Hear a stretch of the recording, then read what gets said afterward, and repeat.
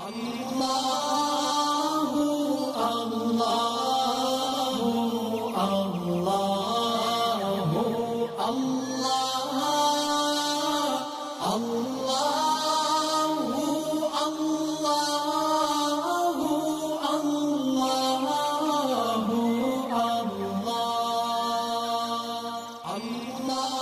باللہ من الشیطان الرجیم بسم اللہ الرحمن الرحیم للہ ما فی السماوات وما فی الارض وَإِن تُبْدُوا مَا فِي أَنفُسِكُمْ أَوْ تُخْفُوهُ يُحَاسِبْكُم بِهِ اللَّهُ فَيَغْفِرُ لِمَن يَشَاءُ وَيُعَذِّبُ مَن يَشَاءُ وَاللَّهُ عَلَى كُلِّ شَيْءٍ قَدِيرٌ آمَنَ الرَّسُولُ بِمَا أُنزِلَ إِلَيْهِ مِن رَّبِّهِ وَالْمُؤْمِنُونَ كل آمن بالله وملائكته وكتبه ورسله لا نفرق بين أحد من رسله وقالوا سمعنا وأطعنا غفرانك ربنا وإليك المصير۔ جو کچھ آسمانوں میں ہے اور جو کچھ زمین میں ہے سب اللہ ہی کا ہے، اور جو باتیں تمہارے دلوں میں ہیں خواہ تم ان کو ظاہر کرو یا چھپاؤ، اللہ تم سے ان کا حساب لے گا، پھر جس کو چاہے گا معاف کر دے گا اور جس کو چاہے گا سزا دے گا، اور اللہ ہر چیز پر قدرت رکھتا ہے۔ یہ رسول یعنی حضرت محمد صلی اللہ علیہ وسلم اس چیز پر ایمان لائے ہیں جو ان کی طرف ان کے رب کی طرف سے نازل کی گئی ہے، اور ان کے ساتھ تمام مسلمان بھی۔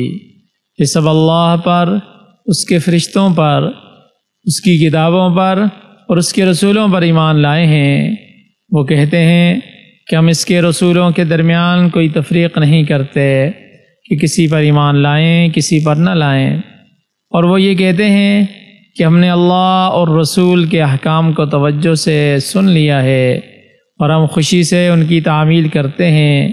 اے اللہ، اے ہمارے پروردگار، ہم آپ کی مغفرت کے طلبگار ہیں اور آپ ہی کی طرف ہمیں لوٹ کر جانا ہے۔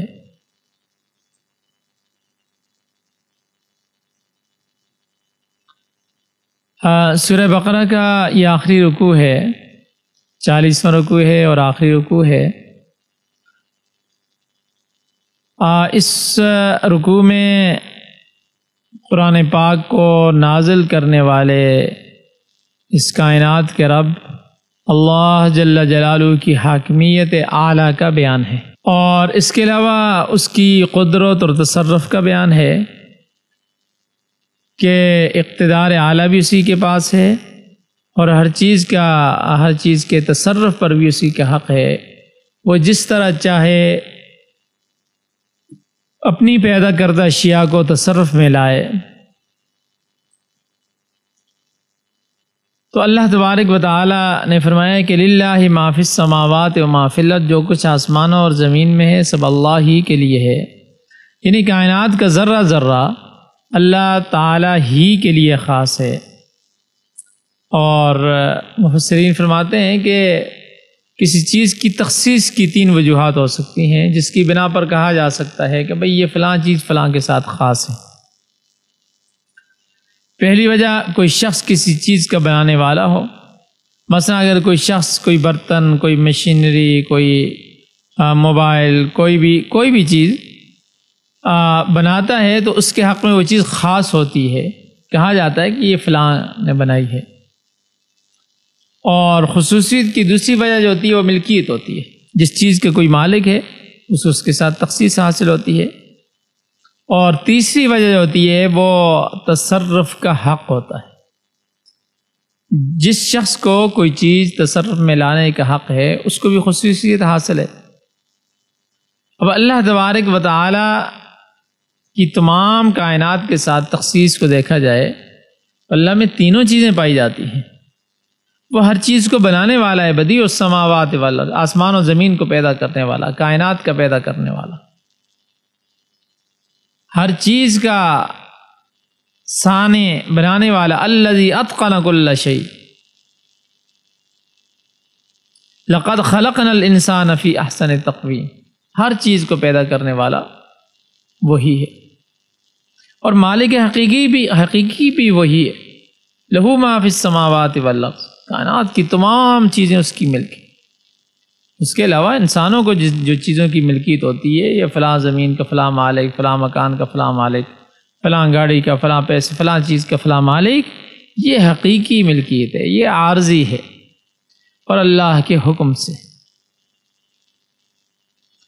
اور تصرف کے اعتبار سے دیکھا جائے تو کائنات کے ذرے ذرے پر اللہ تعالیٰ ہی کو کامل اور مکمل تصرف حاصل ہے۔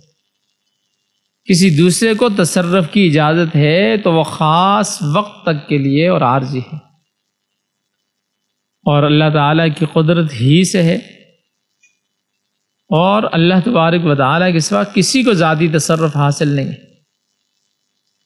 اسی لیے اللہ نے فرمایا کہ للہ ما فی السماوات و ما فی الارض، آسمان و زمین کی ہر چیز اللہ ہی کے لیے ہے، اللہ ہی کے لیے۔ اور پھر فرمایا وَإِن تُبْدُوا مَا فِي أَنفُسِكُمْ أَوْ تُخْفُوهُ يُحَاسِبْكُم بِهِ اللَّهُ، جو کچھ تمہارے دلوں میں ہے تم اسے ظاہر کرو، یہ چھپاؤ، اللہ تعالیٰ اس کا حساب لے گا، اللہ تعالیٰ اس کا حساب لے گا۔ اب یہاں پر یہ دیکھیں کہ کسی اچھے یا برے کام کا مرتکب ہونا اور کسی چیز کا محض دل میں خیال آنا دو مختلف چیزیں ہیں۔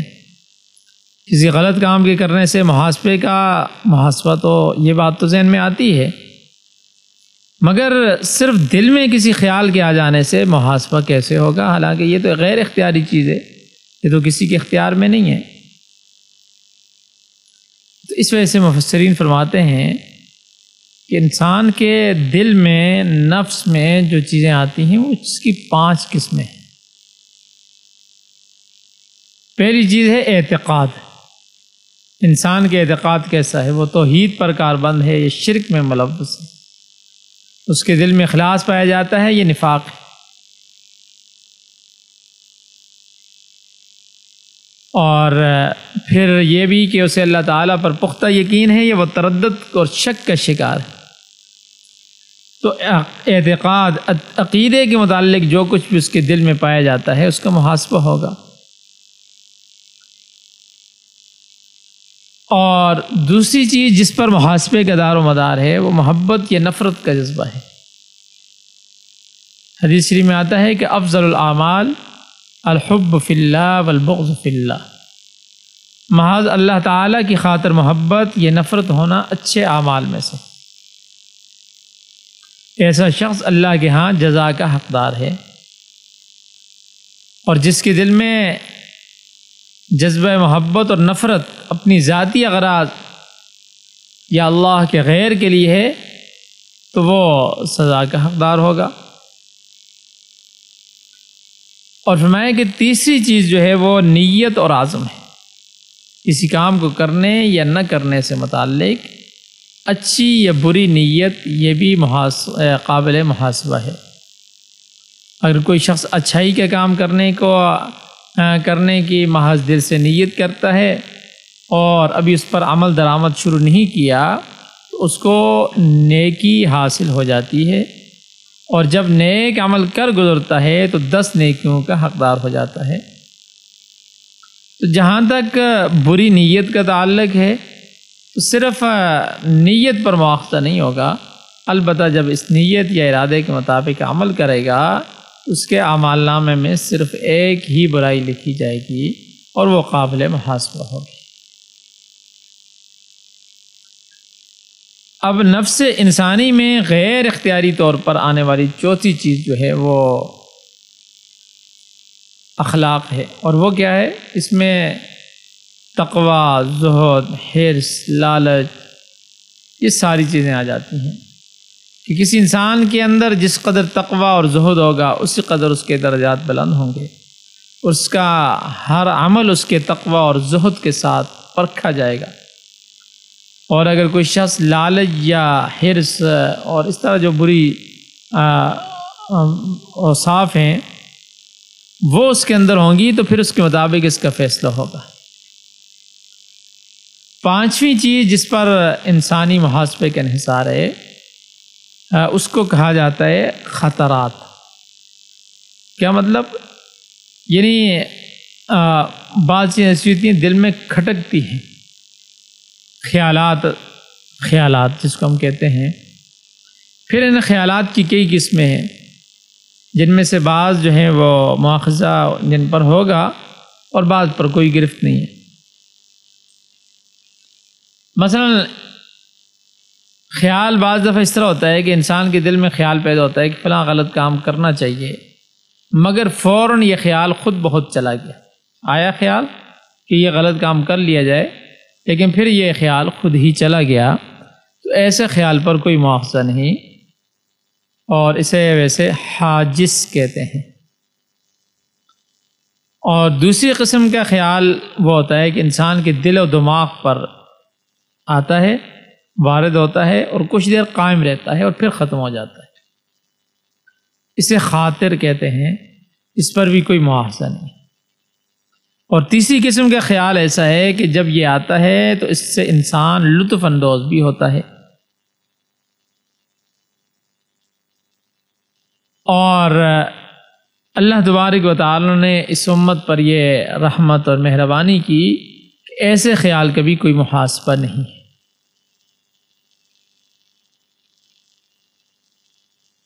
اور چوتھی قسم کا خیال حدیث نفس ہے کہ انسان خود اپنے دل میں کوئی ایسی قابل مواخذہ بات کرتا ہے جس پر عمل نہیں کرتا۔ اللہ کی رحمت سے اللہ نے اس امت پر جو مہربانی کی ہیں ان میں سے یہ بھی ہے کہ امت محمدیہ پر ایسے خیال پر بھی کوئی مواخذہ نہیں ہوگا، اگرچہ سابقہ جو امتیں تھیں وہ ایسے خیالات پر مقابل مواخذہ تھی۔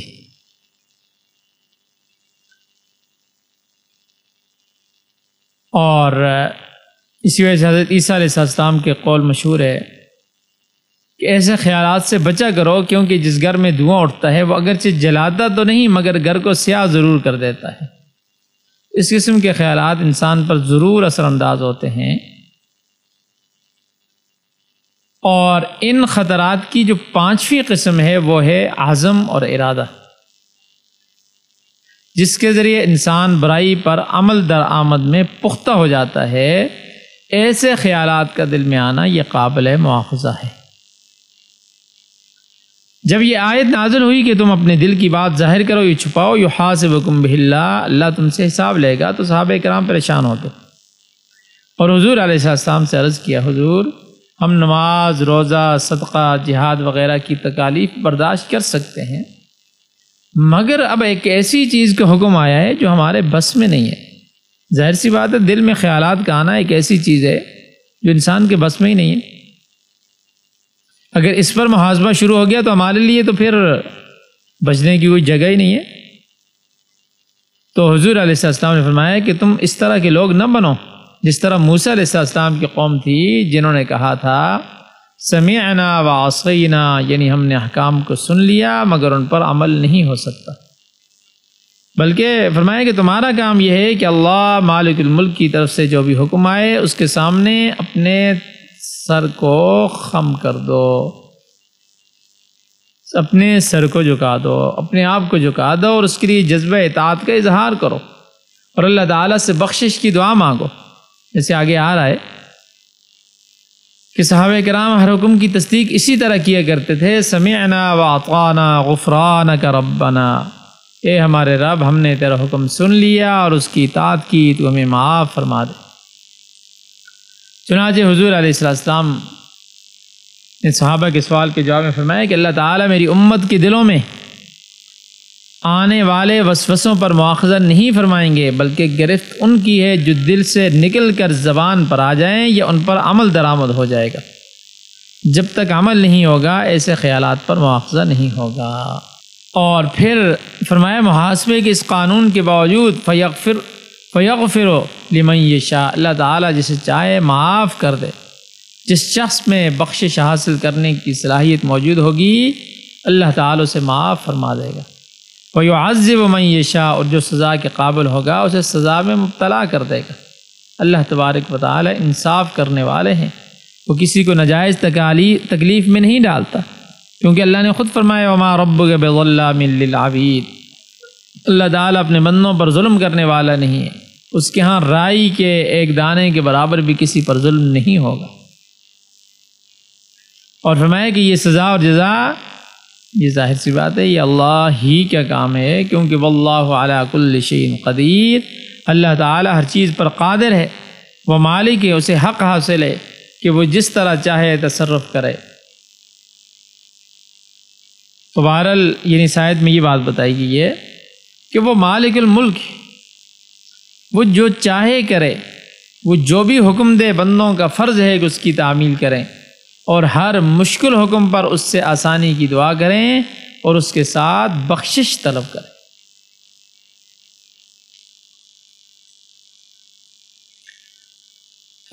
پچھلی آیت میں محاسبہ کا تذکرہ تھا کہ جو کچھ تمہارے دلوں میں ہے اسے ظاہر کرو، یہ چھپاؤ، اللہ تعالیٰ اس کے حساب لے گا۔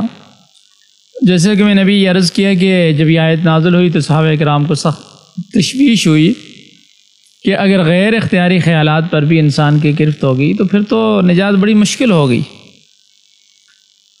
تو اب اس آیت میں در حقیقت اللہ تبارک و تعالی نے صحابہ کرام کی تعریف فرمائی ہے، کیونکہ انہوں نے دلی محبت کے ساتھ اللہ تعالیٰ کے احکام کو قبول کیا اور کسی قسم کے اگر مگر سے نہیں کیا، بلکہ اللہ کے حضور اپنی عاجزی کا اظہار کیا، جس کی وجہ سے اللہ تبارک و تعالیٰ کو صحابہ کی یہ آداب پسند آئی۔ اور اس کے ساتھ ساتھ آقا دو جہاں صلی اللہ علیہ وسلم کے ذکر مبارک بھی ہے، جس کی وجہ سے صحابہ کی شان مزید بلند ہوگی۔ اور مولانا اشرف علی تھانوی صاحب رحمۃ اللہ علیہ فرماتے ہیں کہ اس آیت میں اللہ نے صحابہ کے ساتھ حضور نبی کریم صلی اللہ علیہ وسلم کا ذکر کر کے یہ بات واضح کی کہ صحابہ کرام بھی آقا دو جہاں صلی اللہ علیہ وسلم کی طرح ایماندار تھے، اور ان کے ایمان حضور صلی اللہ علیہ وسلم کے ایمان کے ساتھ ملے ہوئے ہیں۔ اگرچہ پیغمبر کا ایمان اکمل درجے کا ہوتا ہے اور صحابہ کا ایمان کامل درجے کا، یہ فرق ہے، اکمل اور کامل، یعنی صحابہ کا ایمان ظاہر سی بات ہے آپ صلی اللہ علیہ وسلم کے ایمان کو نہیں پہنچ سکتا، وہ اکمل تھے، یہ اکمل نہیں تھے، یہ کامل تھے، لیکن دونوں طرح کے ایمانوں کو آپس میں ملانے سے صحابہ کرام کے درجات کی بلندی کی نشاندہی ہوتی ہے۔ اللہ نے فرمایا آمن الرسول بما انزل الیہ من ربہ والمؤمنون، جو چیز رسول کی طرف سے اس کے رب کی طرف سے، جو رسول کی طرف اس کے رب کی طرف سے اتاری گئی تھی، رسول اس پر ایمان لایا اور اس کے ساتھ مومن بھی ایمان لائے۔ یہاں پر ایک بات تو یہ ثابت ہوتی ہے کہ شریعت نبی پر نازل ہوتی ہے، کسی غیر نبی پر نازل نہیں ہوتی، اور دوسری یہ کہ صحابہ اس چیز پر ایمان لائے جس پر پیغمبر ایمان لایا، تو یہ صحابہ کرام رضوان اللہ علیہم اجمعین کی تعریف ہوگی اور ان کی حوصلہ افزائی بھی۔ اور یہ کیفیت اس وقت پیدا ہوئی جبکہ صحابہ نے کمال عاجزی اور انکساری کے ساتھ اللہ کے حکم کو قبول کیا اور اللہ تبارک و تعالی سے اپنی لغزشوں کی معافی طلب کی۔ اور آگے اللہ تبارک و تعالی ایمان کے ارکان کو بیان کرتے ہیں، فرمایا کل آمن باللہ، سب کے سب صحابہ کرام اللہ تعالی پر ایمان لائے۔ یہاں یہ بھی سمجھ لیں کہ بنیادی طور پر ایمان کے 5 ارکان ہیں جن کی دل سے تصدیق کرنا ضروری ہے، ورنہ ایمان مکمل نہیں ہوگا۔ اور ان میں سب سے پہلے اللہ پر ایمان لانا، پھر فرشتوں پر، رسولوں پر ایمان لانا، کتابوں پر ایمان لانا، قیامت کے دن پر ایمان لانا۔ تو آمنا یعنی دل سے تسلیم کر لیا، گویا دل سے تصدیق کرنے کا نام ایمان ہے۔ اگرچہ زبان سے اقرار بھی لازم ہے، مگر اس کی تصدیق قلبی صحیح ہوتی ہے، کیونکہ ایمان اقرار باللسان و تصدیق بالقلب۔ سب سے پہلے ایمان باللہ کا درجہ ہے، اور وہ میں نے بتا دیا کہ پانچ چیزوں پر جو ہے وہ ایمان لانا یہ انسان کے لیے ضروری ہے۔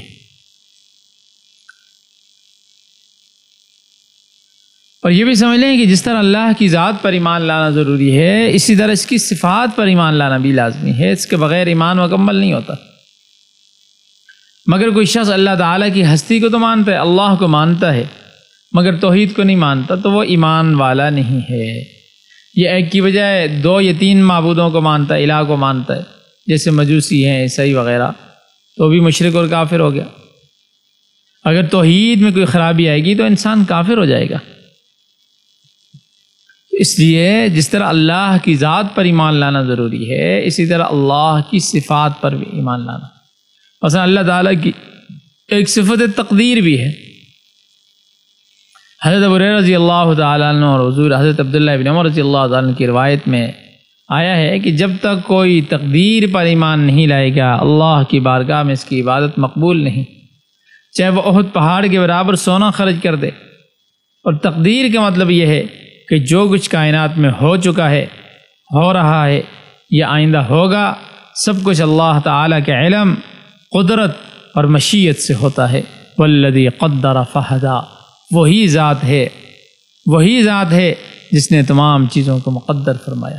لہذا لفظ اللہ میں تقدیر پر ایمان لانا بھی آ گیا، کیونکہ اللہ کی صفت ہے اور اس کی تمام صفات پر ایمان لانا ضروری ہے۔ اور بھی بہت سی صفات ہیں، میں نے یہاں پر صرف سمجھانے کے لیے یہ بات کر دی۔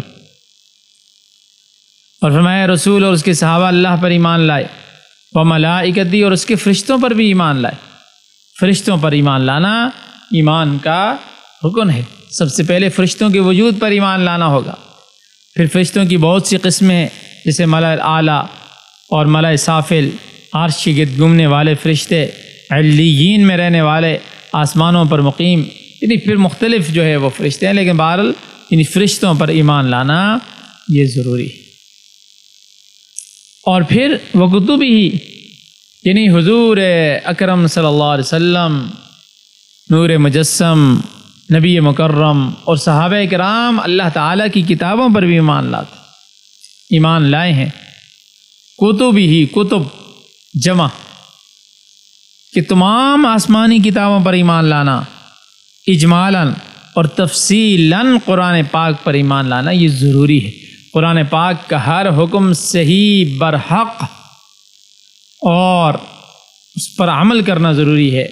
پہلی کتابیں بھی اللہ تبارک و تعالیٰ نے مختلف زمانوں میں لوگوں کی ہدایت کے لیے نازل فرمائی، ان کے تمام احکام پر عمل کرنا ہمارے لیے ضروری نہیں ہے، کیونکہ ان میں سے اکثر احکام منسوخ ہو چکے ہیں، لیکن بہرحال یہ کہ وہ بھی اللہ تبارک و تعالیٰ کی طرف سے اتاری گئی تھی، یہ ایمان لانا ضروری ہے۔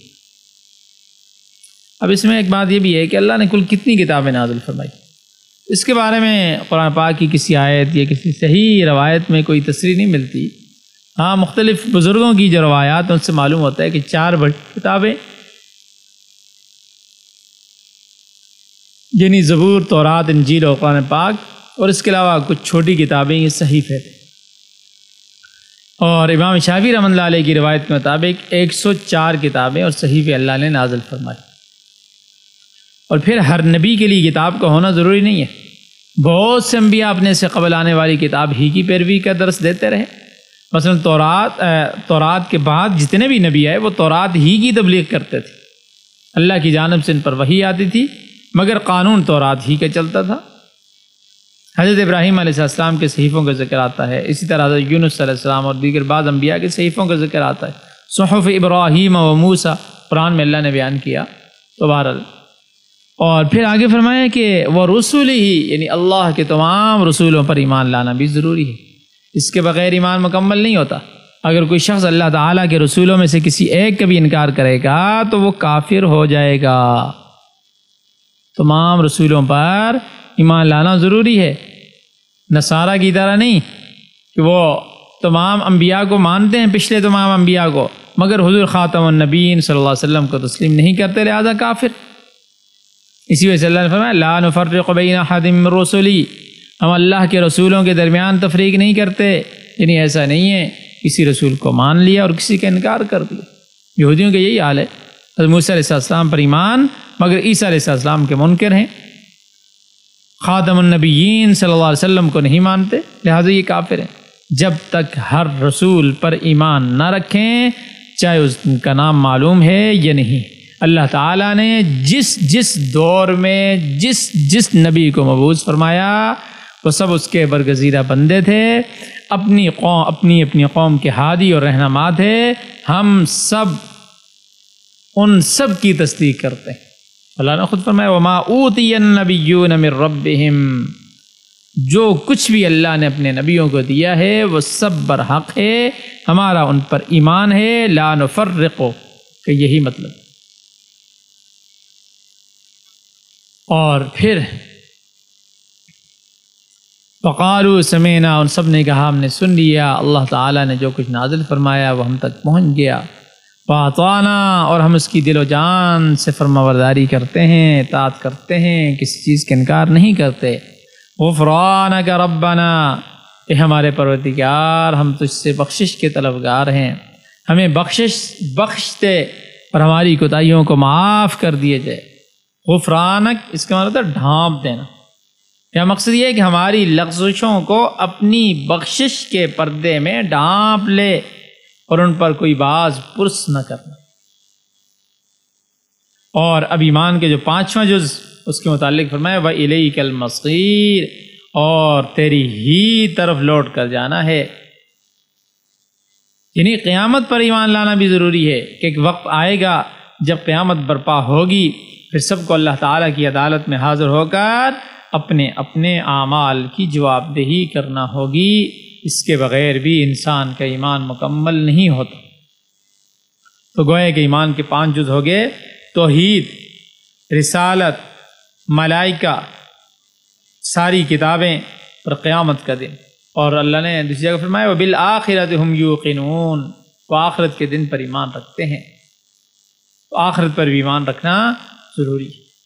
اور یہ وہی اجزاء ایمان ہیں جن کے متعلق اسی سورہ بقرہ کے شروع میں یؤمنون بالغیب ویقیمون الصلاۃ ومما رزقناہم ینفقون، یعنی متقین وہ ہیں جو بن دیکھے ایمان رکھتے ہیں۔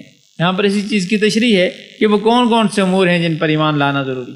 یہاں پر واضح کر دیا کہ اللہ تعالیٰ کی ذات، اس کی صفات کے ساتھ، یاد رکھیں ہمارے بہت سے مسلمانوں میں بھی یہ چیز ہے، وہ ذات میں نہیں بلکہ صفات میں شرک کرتے ہیں۔ کیا کرتے ہیں؟ ذات کو تو مانتے ہیں، اللہ کو تو مانتے ہیں، لیکن صفات میں وہ شرک کرتے ہیں۔ تو اس وجہ سے جس طرح اللہ کی ذات، اسی طرح اللہ کی صفات پر ایمان لانا اور صرف اللہ کے ساتھ ان کو مختص کرنا، یہ بھی ضروری ہے ایمان کے لیے۔ اور ملائکہ، کتابیں، رسول اور قیامت، ان سب پر ایمان لانا ضروری ہے۔ حالانکہ نہ ملائکہ کو ہم نے دیکھا، نہ رسولوں کو، نہ قیامت کو دیکھا، مگر ان پر ایمان لانا ضروری ہے۔ یہی ایمان بالغیب ہے۔ اب آخری آیت رہے گی، انشاءاللہ اگلے جو ہے وہ سبق میں انشاءاللہ ہم آخری آیت کو دیکھیں گے۔ اللہ تبارک و تعالی ہمیں عمل کرنے کی توفیق عطا فرمائے۔